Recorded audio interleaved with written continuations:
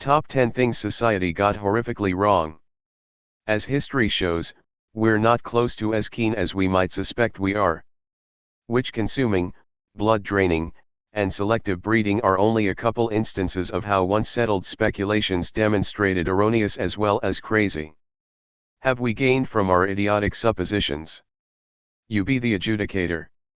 With one uterus-unwinding special case, coming up next are more present-day cases where the overall agreement was for the most part drivel. Number 10, pain, go away. It began with good motives. Around 30 years prior, a push started to discover drugs that all the more adequately soothe torment for constant conditions, like back issues or joint pain, post-medical procedure recuperation, and terminal ailments, for example, late-stage cancer. In 1995, Purdue Pharma presented what was immediately charged a wonder drug, OxyContin. Percocet and Vicodin before long joined the pill-poppin' party as, all through the last part of the 1990s, drug organizations consoled the clinical local area patients would not get dependent on solution narcotic torment relievers. Medical care suppliers began recommending them at dramatically more prominent rates. The painkillers were proficient at both torment and slaughtering. Narcotic enslavement and excess passings flooded. By 2017, an expected 1.7 million Americans had substance use problems identified with remedy narcotic torment relievers. Yet, at any rate their joint pain wasn't misbehaving. Likewise in 2017, the regarded Mayo Clinical distributed an After Death on the Narcotic Emergencies Boundless, indeed, mortem. A passage from the theoretical says everything. Sincere goals to improve agony and enduring prompted expanded recommending of narcotics, which added to abuse of narcotics and even demise. Perhaps the underlying idea, that the satisfactory measure of torment is zero, was defective consistently. In the year finishing September 2020, a record 87,000 Americans kicked the bucket of medication gluts. In October 2020, Purdue Pharma conceded to government criminal allegations, part of a settlement of more than $8 billion. Neither of those realities are incidents. Number 9, back in the USSR, Russia's relapse. It appears to be unimaginable that, scarcely 20 years prior, trusts were high all through Western civilization that Russia, rising up out of the cinders of the USSR's 1991 collapse, would accept its previous enemies and join the clique of created democracies. It began promisingly. After US President Ronald Reagan defrosted the profound freeze and produced a functioning relationship with his Soviet partner, Mikhail Gorbachev, Reagan's replacement, George H.W. Shrubbery, regulated the USSR's breakdown with his brand name brag-free effortlessness, deftly setting a discretionary reset button. Truth be told, Bush's exceptional execution during the Soviet Union's breakdown is the reason most position him among the best one-term presidents in U.S. history. Unfortunately, Russia's new chief was an innocent alcoholic. President Boris Yeltsin attempted to change over Russia's state-subordinate economy into close absolute private enterprise unreasonably rapidly. The aftermath was serious. Through the 1990s, Russia's GDP fell by half. Immense areas of the economy were cleared out, disparity and joblessness developed significantly, while livelihoods fell. Russia's first fair president was poor to such an extent that he additionally turned into its last. In 2000, Yeltsin was prevailing by his prime minister, a youthful ex-KGB specialist named Vladimir Putin. 20 years of dispute crushing, Syria backing, Ukraine attacking and political race meddling later, and it's protected to say that Russia is each piece the atomic furnished danger since it was for a large portion of the late 20th century. Number 8, not so fast. Since the beginning, there have been generally held confusions concerning material science. Individuals once thought the Earth was both level and the focal point of the universe.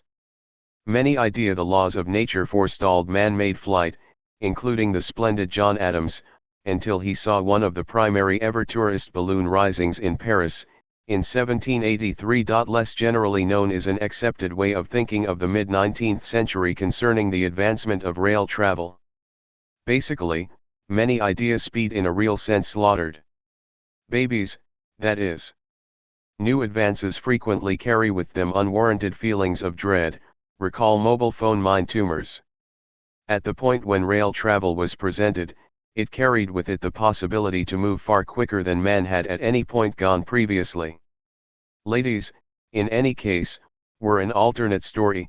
At or around paces of 50 miles each hour, many idea a lady's uterus would drop out.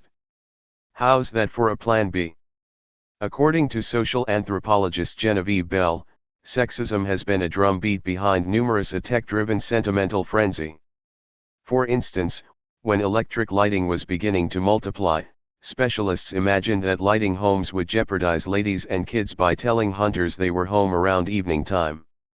Also, when vehicles acquired force in the mid-1900s, many felt that ladies, considered inclined to blacking out, actual shortcoming, and irregular episodes of delirium, would be not able to deal with such high-velocity obligation, and ought to accordingly be refused from driving. Saudi Arabia agreed for longer than a century. Number 7, the original social distancing. Recollect when everybody thought web-based media would bring individuals closer? Some type of web-based media, inexactly characterized as web-based assembling places, has existed since the approach of the actual Internet. In any case, while AOL chat rooms, Meetup, and MySpace surely had their influence in normalizing these new stages, it was the 2004 presentation of Facebook that took long-range interpersonal communication completely mainstream. Facebook's aims, its expressed ones, at any rate, were sufficiently blameless. Unexpectedly, we could all give an exceptionally fabricated rundown of companions' admittance to our insights and photographs, and offer connects to stories we found fascinating. We could publicly support suggestions from individuals we knew and trusted, sort out occasions with similar specialists, and stay in nearer contact with people we only hear and there see IRL. 17 years and 2.8 billion clients later, Facebook, alongside its 280-character companion, Twitter, are two of the most blamable guilty parties in the obstinate culture wars that have inundated a lot of Western human progress, and the US and UK specifically. Destinations selling fellowship have achieved the specific inverse, and the explanation, obviously, is money. It's basic, truly. To keep clients connected with, online media locales utilize progressed calculations to coddle singular clients a greater amount of what they need. That is an, apparently, harmless thing when, for instance, somebody taps on a pregnancy article and gets presented an infant buggy advertisement. The risk comes in governmental issues explicitly. Nonconformists get more woke hogwash and imperfect rationale, preservationists get more enemy of liberal images and retraction, and quite expeditiously we're in an uncivil conflict battle generally on the web. Number 6, high crimes. Rather than a conflict on neediness, Tupac Shakur rapped, "They got a conflict on drugs so the police can trouble me." The war on drugs is a US government drove endeavor to stop unlawful medication use and circulation by drastically expanding jail sentences for the two vendors and clients. Among different achievements, it has prevailing with regards to slandering and deteriorating drug misuse while giving America the world's most elevated imprisonment rate. Take that, El Salvador, number 2, and Turkmenistan #3. Peaceful wrongdoing capture much. Unsurprisingly, all medications were not battled upon similarly. At the beginning of the break scourge, which at first was generally restricted to black people group, the Anti-Drug Abuse Act of 1986 set up what got known as the 100:1 proportion. Absurdly, 5 grams of break conveyed a base obligatory sentence of 5 years in jail, while similar sentence for its more costly partner powdered cocaine, inescapable in white America, came at 500 grams. That law went under Republican Ronald Reagan. However, the medication war's most glaring foul probably came in 1994, with a bill endorsed into law by one Democratic president, Clinton, and composed by a future one, really, the current one. At that point Senator Joe Biden created the misleadingly named Violent Crime Control and Law Enforcement Act. The law gave states billions to fabricate more jails, and set up award programs boosting police to seek after more medication-related captures, particularly for low-need substances like cannabis. Feed that jail mechanical complex monster, Joe. Number 5, the face mask face palm. Greetings clinical science, my name is regular F*** sense. Have we met? Nobody side in the COVID-19 circumstance has an imposing business model on infection combating conventions. Dissidents would secure the world until both the infection and the worldwide economy evaporate, while traditionalists think the basic demonstration of wearing a piece of texture is a reprehensible encroachment on opportunity. In any case, it is the specialists' obligation to make well-being proposals, and when they discolor their own notorieties from the get-go in an emergency, the outcomes can be destructive. Such was the situation when, as the infection acquired steam in the US in late February and early March, Dr. Anthony Fauci and different specialists said wearing face masks was pointless. Fauci later clarified that, at that point, we didn't know that 40 to 45% of individuals were asymptomatic, nor were we mindful that a generous extent of individuals get tainted from individuals who are without manifestations. This is an amazingly sorry excuse. By late February unmistakably another infection was spreading with a speed and fierceness not found in many years. Vitally, it ought to have been clear to infectious sickness specialists like Fauci that so fast an expansion clearly indicated airborne, asymptomatic spread. Presence of mind says it would be practically inconceivable for another infection to spread that far, that quick in any case. There could have been no other obvious end result, and it remains as the most important stumble in the early reaction to an infection that has executed in excess of 3 million individuals. Number 4, smoke and mirrors.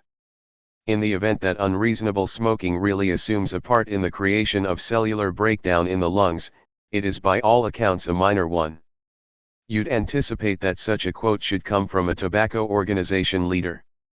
In any case, that was Wilhelm Karl Huber, head of the environmental cancer section of the National Cancer Institute, who gave the public the all-obvious to smoke them in the event that you got them in 1954. From the 1930s to 1950s, one of promoting's most impressive expressions, specialists suggest, hawked one of the world's deadliest customer items, cigarettes.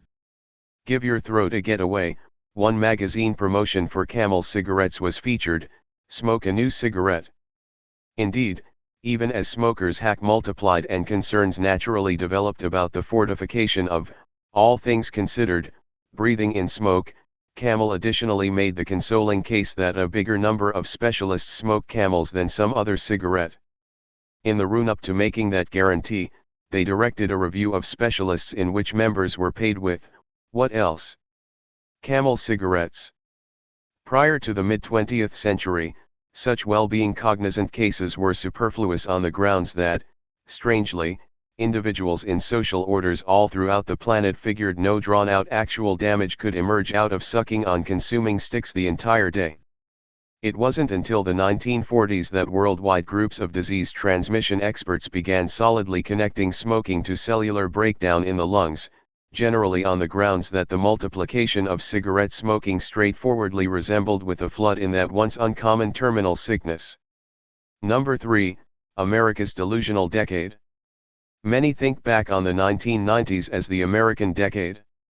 Beginning generally with November 1989's fall of the Berlin Wall, a demise toll for the imploding Soviet Union, the 90s were a brief however splendid time where Western civilization had won over Soviet communism and authoritarianism, and when America remained solitary as the world's sole superpower. Thinking back, maybe the tallness of our hubris was the end of history, a 1992 book by American political researcher Francis Fukuyama. The powerful book contended that the ascendance of Western liberal majority rule system addressed not simply the death of a specific time of post-war history, however the finish of history accordingly, that is, the endpoint of humankind's philosophical advancement and the universalization of Western liberal majority rule system as the last type of human government. Fantastic. Westerners could all unwind. No compelling reason to, say, tidy up our safeguards while we had a breather. Like, for instance, possibly not have the cockpit entryways of business carriers be probably pretty much as secure as a shopping center bathroom. First Clinton and afterward, W. Bush to a great extent overlooked the developing Islamic illegal intimidation danger. On the worldwide natural way of life and supported by 2Cs, America was unapproachable. With initial one-plane accident then an additional 18 minutes after the fact, the 1990s finished a year late however immediately on September 11, 2001. The rest is history, and in no way, shape, or form the finish of history.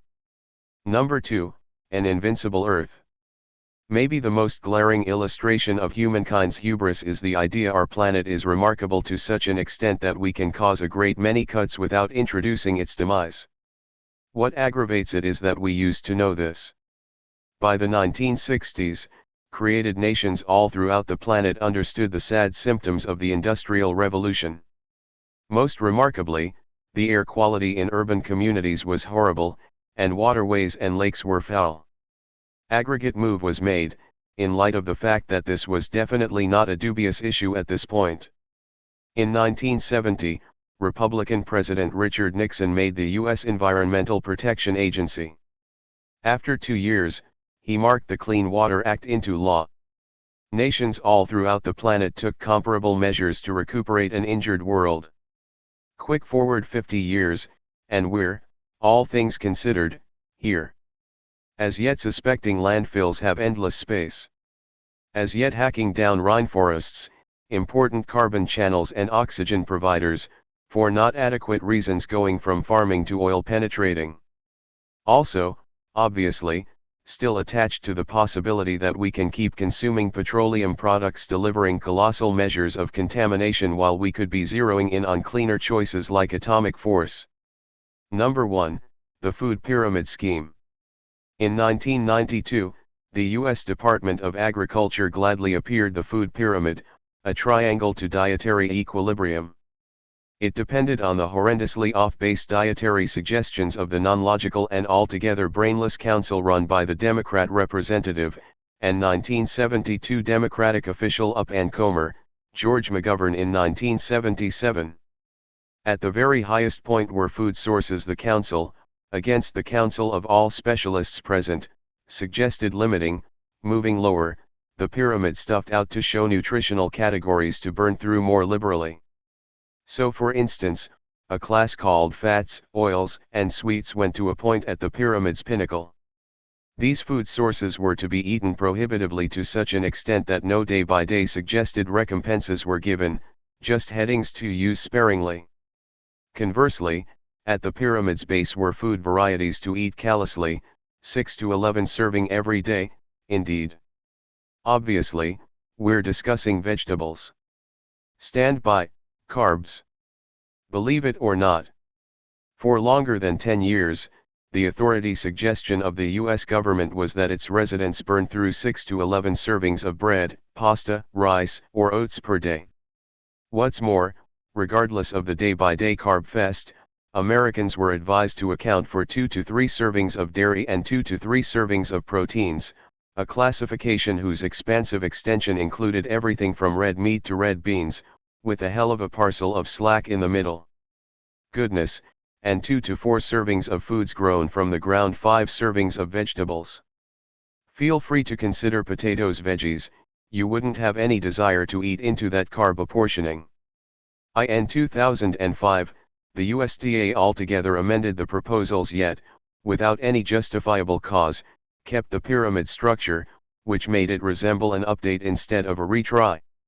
They later remolded it into a food plate, yet the horrible dietary exhortation stays flawless and all endeavors to return to the pre-war judicious high-fat low-carb diet is met with awful assaults from the media, legislators, and scholastics.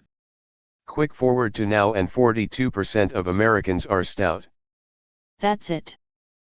Thank you for watching. Do not forget to subscribe and click the bell icon. Keep in touch with the Top Global Things channel.